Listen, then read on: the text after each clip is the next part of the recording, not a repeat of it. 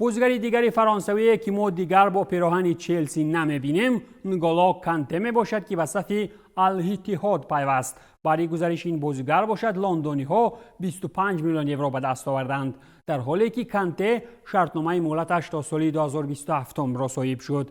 فرانسوی 32 ساله هم بعد رفتن کریم بنزما به صف قهرمانان عربستان سعودی هم دسته هموطنی خویش گردید. از روی معلومات خبررسان فابریزیو رومانو معاش سالانه کانته 25 میلیون یورو خواهد بود. در دوام 4 ساله بودن در فوتبال سعودیان نگولو 100 میلیون یورو به دست آورده، همچنین از قراردادهای تجارتی و عملی کنی حقوق تمغوی مبلغ‌های علاهیده به دست می‌آورد. خودی بازیگر در تیم نوش مایول معرفی کرده می شود.